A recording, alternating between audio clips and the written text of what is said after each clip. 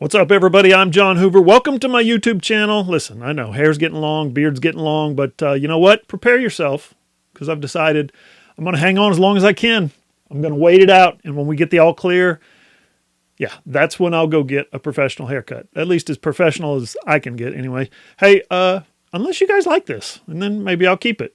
One thing I know you're going to like for sure, it's SI Sooners, our new Sports Illustrated affiliate. You can find us at sisooners.com or allsooners.com, where, yes, it has been busy, real busy, despite a slow spring.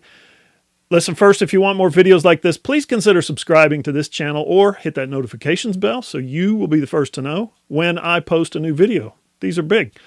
Also, please click the like button or leave me a comment down below. For a small YouTube channel like mine, it helps a lot, and I'll tell you what, I do appreciate it. Social media, you can find me on Twitter at John E. Hoover. On Facebook, John E. Hoover Media. Okay, a lot to get to, so let's get to it. The 2020 NFL Draft was a success for the Oklahoma Sooners. Now that the 13th year in a row, Sooners had at least 4 players drafted, and you know what schools have a longer streak going? Nobody. No one. That's right. OU has the longest streak of having 4 players drafted. That's every year since 2008, and that is the longest in the nation. How about that? Now, this year's bunch, I'm sure you know by now, CeeDee Lamb in the first round to the Dallas Cowboys, Kenneth Murray in the first round to the Los Angeles Chargers, Jalen Hurts went in the second round to the Philadelphia Eagles, and, of course, Neville Gallimore in the third round to the Dallas Cowboys. Day 3 was a little dry. Now, listen, you can read a story that I wrote on every one of those guys over at SI Sooners, allsooners.com, and my deputy editor, Parker Thune, great worker, put together a little video on each guy to accompany my story. If you're an OU fan, highly recommend it. Okay, let's talk about each one of those guys for just a minute. In fact, let's hand out some report cards. I love this. CeeDee Lamb to Dallas, A+. Great pick for the Cowboys, who have the #1 offense in the NFL last year, highest ranked by total yards per game. I know, Kansas City Chiefs, blah, blah, blah. Save it. That's not how the NFL ranks its teams statistically. Anyway, great get for Dallas. Dak Prescott adds another weapon, Amari Cooper, Zeke Elliott, now CeeDee Lamb. And really, if you think about it, it's just a perfect fit for CD. I wrote about, last year about how Lincoln Riley was really a master at moving him around in the formation, motioning him into the ball, motioning him out wide, motion behind the formation, motion in front of the quarterback.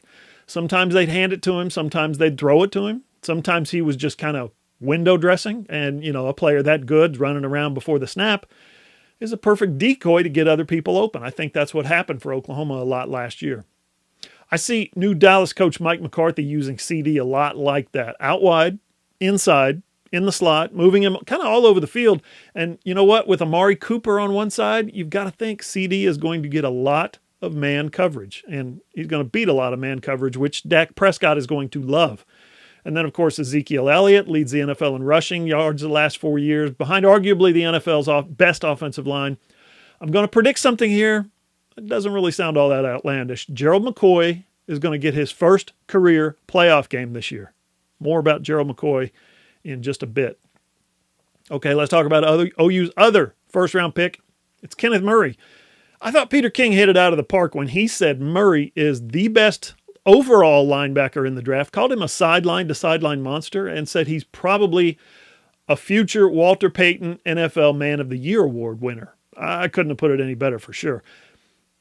Now, with the Chargers, Kenneth finds himself, probably moving to the outside, which he's always said is his more natural position, which I believe, but that probably doesn't mean forever. The Chargers just signed Nick Vigil in free agency to be their middle linebacker. They're only going to pay him a little over $1 million, and it's just a 1-year deal, so you would think that a veteran signing like Vigil means that he's going to be, the starter. He came from Cincinnati, had a lot of experience there, probably. Kenneth Murray is obviously younger, faster, more active, more versatile, maybe stronger. So maybe Vigil starts the season at the mic, and maybe Kenneth Murray takes over that spot during the season. Or maybe Vigil just has it for a year under his contract, and K9 plays the weak side spot for a year and then moves to middle. Or maybe Murray just steps up and says, nah, you know what? I'm the mic. You can be my backup. It's a pretty good situation for him either way. He doesn't have to play right away, but he's probably good enough to. And then the Chargers last year, I think, had the NFL's fourth best defense. Again, yards per game, So it's really a good situation for Kenneth. Grade on this one, solid A. Okay, let's be honest. Nobody saw Jalen Hurts going to the Philadelphia Eagles, right? I didn't. A team that had just re-signed its quarterback, Carson Wentz, to a $128 million deal. There's zero chance that Jalen Hurts takes Wentz's job, right? Wentz is a Pro Bowler, and the Eagles think he's their quarterback for this generation. And who am I to disagree? I think they're right.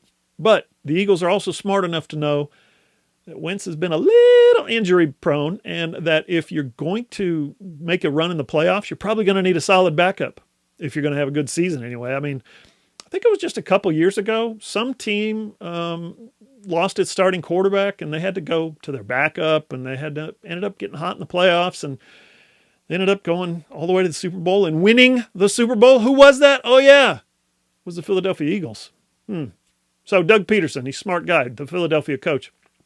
He's going to figure out what to do with Jalen Hurts. He's not going to have to step in for Wentz. Peterson's always been, to me, when he was offensive coordinator and such, a clever play caller, an innovative thinker. He's absolutely going to use Jalen as a weapon, a slash, like Taysom Hill, or remember Cordell Stewart in Pittsburgh? Now, I'm sure those guys all want more. They want to be the quarterback. But the first time Jalen gets up in the Philly special and scores a touchdown or throws a touchdown, or the first time he goes 60 yards with a screen pass or something like that, Jalen's going to be plenty happy. It's a really good fit for him as he learns the NFL game. Not too much pressure right away, but he'll be able to show his talents. I'm going to give that grade an A-. And then Neville Gallimore in Dallas. You talk about a perfect fit. The Cowboys have snaps to give on the D-line rotation behind Dontari Poe and Gerald McCoy. Both those guys came in free agency from Carolina, and they're both really going to help the Dallas defense, no doubt about it. Now, a guy like Gerald McCoy mentoring a young dude like Neville Gallimore, it could not be more perfect. GK has professed his love many times for the Sooners. He did it again on draft day, and he couldn't be happier about Dallas drafting Neville Gallimore as a defensive lineman. That's big time. But consider also, a lot of folks thought Neville Gallimore was a second-round talent, and some even had him as a late first-rounder. So that, it's an absolute steal for the Cowboys. And, again, a perfect fit for Nev. A+.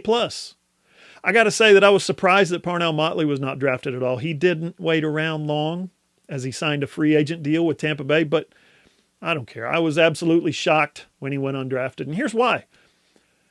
I know Parnell has got his haters out there. All you got to do to know that is read the comments to the stories that I posted on like 15 Facebook groups that OU fans follow. He's terrible. He's the worst cover corner in history. He can't cover anybody. Come on, people. Grow up. You saw Motley struggle early in his career, and you need to admit it. Yes, he did struggle. He got benched more than once, but you need to admit that you made up your mind about him then. No matter what he did later on in his career, no matter what he did as a senior, your mind was made up that he was a liability and he couldn't cover anybody. The truth is this. He covered every team's best receiver in 2019. Denzel Mims at Baylor, twice. Jalen Reagor at TCU. TJ Vasher at Texas Tech. Colin Johnson at Texas. And he obviously covered Mims in the Big 12 championship game. And in the bowl game against LSU, he covered Jamar Chase, the Biletnikoff Award winner. And he held every one of those guys under their season average. Some of them a lot under. Now, I know a bunch of other dudes were open in the Peach Bowl and Joe Burrow didn't have any pressure on him and it was just too easy. I know.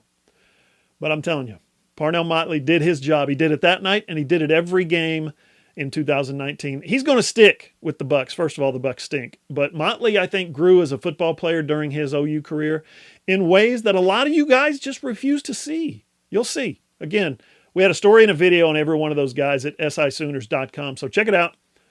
I also wrote a story about the 2021 draft and whether OU can keep that streak going with 4 players drafted. I think next year could be tough because most of OU's really good players, draft players, NFL players, they're young guys. So we'll see. Parker also wrote about the Sooners' other free agents this year. And I got to say, the free agent market is really, really depressed. Kind of like we thought it might be because teams, after Pro Day and Combine, they didn't really get a good look at a lot of guys. Once the Pro Days got started, they immediately stopped. And my friend Kelly Masters, who's a sports agent and reps a lot of Sooners, she said there were about 170 fewer free agents the day after the draft than what is usually signed. I think that's a lot. So hopefully some of those guys get a chance, get a look, and yeah, get a job. Hey, before we get out of here, need to talk about our top 5. This was so much fun. That's right, our countdown of the NFL, the top 20 NFL Sooners over the last 20 years concluded last Thursday. I can tell you, I feel like we went hard on that thing. I interviewed 4 of the top 5 guys: Roy Williams, DeMarco Murray, Gerald McCoy, and Adrian Peterson. Now, Roy and AD gave me more than 30 minutes each. And if you haven't seen those stories, you need to check out sisooners.com. Brilliant conversations with really everybody except for Trent Williams, who apparently wasn't doing any interviews because he was holding out and trying to get himself traded from the Redskins, and mission accomplished on draft day. But every one of those guys, the other 4, were very, very revealing, very open, and to me, very honest. I got enough from most of them to use in future stories later this summer, so I'm looking forward to that. What you need to know about these guys, they tell you all about their time at OU. They tell you about their time in the pros, so check that out. And then one more thing, I hope you caught my story last Thursday. It is a look back at NFL history, an anniversary piece of sorts on the Sooners, putting 3 guys in the top 4 picks of the draft back in 2010. Sam Bradford, Gerald McCoy, Trent Williams went 1, 3, and 4. I actually covered that draft, the whole thing, from all the events the day before when they visited the Children's Hospital and when they visited the Central Park to play catch with 600 middle schoolers. A lot of really cool events. And you know what? I think I took some pretty good notes. It's all right there. And of course, the following night at Radio City Music Hall, when all 3 guys went in the span of a little under 40 minutes, and how hectic, absolutely hectic it was. It was so bizarre. There were like a dozen national media folks trying to interview me to get some perspective on how good that OU team was to have an unprecedented haul like that. And yeah, they were good. Oh yeah, one more thing. We had the story on the website last week about Jadon Haselwood. Sooner Scoop reported that OU's 5-star freshman wide receiver injured his knee working out at home. He reportedly had not had an MRI yet, but it was feared by those close to him, according to unnamed sources, that it was an ACL, which would put his entire 2020 season in jeopardy, and is absolutely a blow for the OU offense. That certainly the passing game was going to look brand new next year, totally retooled. So yeah, keep an eye out for more news from Jadon Haselwood in the near future. Oh wait, one last one. Caleb Williams, the number 1 quarterback in the 2020 class, wrote his blog exclusively for Sports Illustrated this week, and he's teasing some big news coming, and we got it at sisooners.com. Okay, that's it. Trust me, that's all for today. If you like this video, hit the like button, leave a comment down below, or share it on social media. Be sure and tag me. Follow me on social media, on Twitter at John E. Hoover, Facebook, John E. Hoover Media. Remember now, SI Sooners is free. We have a community section, just like a message board. Get in there and comment. All you got to do is click follow or click on the notifications bell on your mobile device. SI Sooners, allsooners.com. Thanks for watching. See you guys.